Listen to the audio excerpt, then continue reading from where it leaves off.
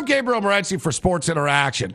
Well, for supposedly slow time of the sports here, there's certainly a ton of things going on. Deron Williams manipulates his way out of Utah. Now Jerry Sloan is raking leaves in a Chicago suburb. Carmelo Anthony and Chauncey Billups are officially members of the New York Knicks, and Wednesday's telecast against the Milwaukee Bucks was the highest-rated Knick broadcast in over 16 years' time. And if the ratings were high against the Milwaukee Bucks, the only thing that's going to be higher than the ratings on Sunday night when LeBron James, Dwayne Wade, and CB 1 for 18 roll in will be the ticket prices outside of Madison Square Garden when the New York Knicks host the Miami Heat on Sunday night. Doesn't get any better than that. Now, as trendy as the New York Knicks are going to become down the stretch here, they're not going to win every night. There's going to be an adjustment period. But the fact that Chauncey Billups was part of the deal, Chauncey and Melo will be able to play a lot of two-man basketball and then slowly work everybody else in while everybody else can still get the ball to Amari Stoudemire. This could work. If the New York Knicks still aren't going to be the best defensive team. And as we saw, they scored 114 points in Carmelo Anthony's debut against the Milwaukee Bucks, who actually try to play defense, a rarity, I know, in the NBA. I'm going to be taking a look at the over in New York Knicks games. They're going to be running and gunning. They didn't spend all this money. They didn't trade everybody to play half-court basketball. They didn't hire Mike D'Antoni to play Princeton-style basketball. This isn't the Ivy League. This is the big leagues, baby. This is Madison Square Gardens. That stuff might pass in Capital City, but this is the real Capital City, all right? This isn't the sticks, and I expect the New York Knicks to play a lot to the over, and I can't wait for Sunday night's game against the Miami Heat. Now, speaking of New York, why is Rex Ryan guaranteeing a Super Bowl next year?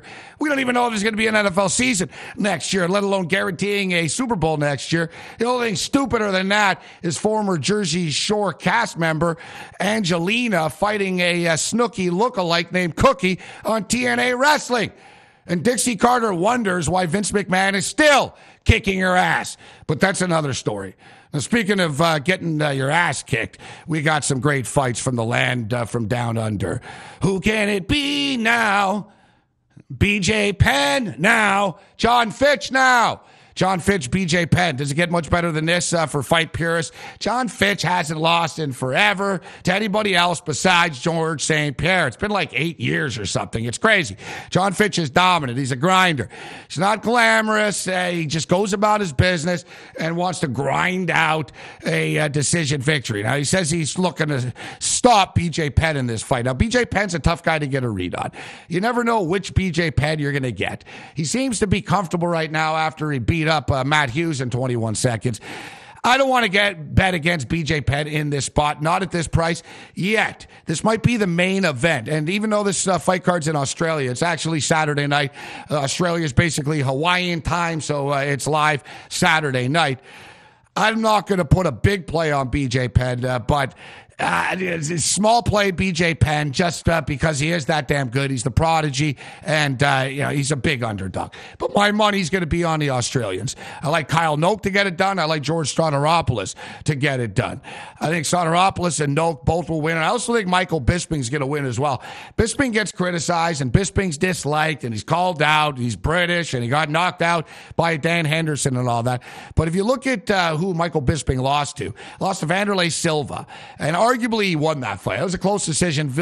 Silva stole it late with a flurry of punches when they were pressed against the fence. He lost to Rashad Evans. Well, I'll tell you what, a lot of good fighters have lost to Rashad Evans before, all right?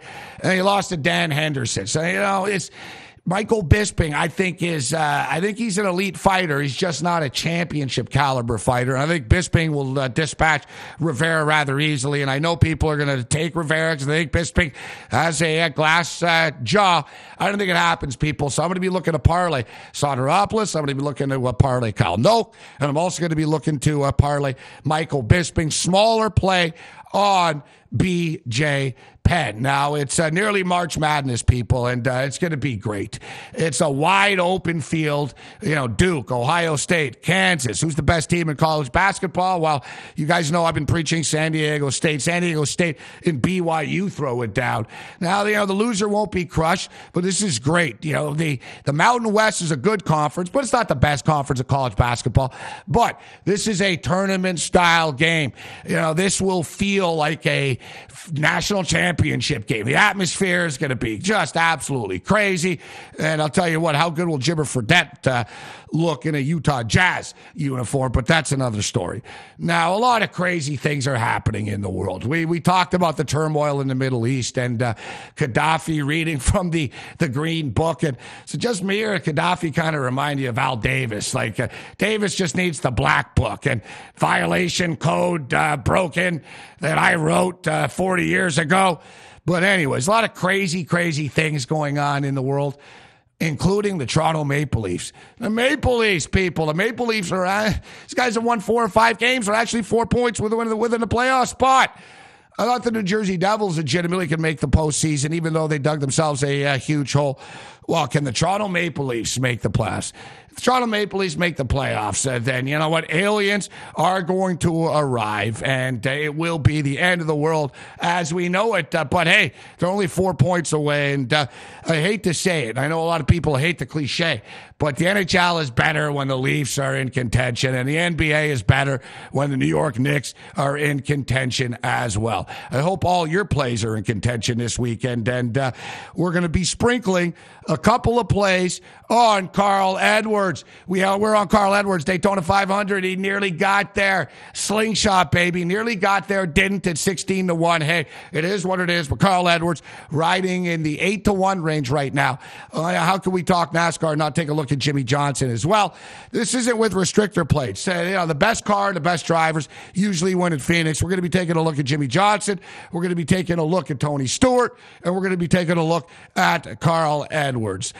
I hope the winners are yours this weekend, people, and hopefully nothing else crazy happens. Like I don't know, like the Pittsburgh Pirates winning the World Series. Actually, no, I have a future on that. So maybe I'm the one that's crazy. I'm Gabriel Morency for Sports Interaction. May the winners be yours.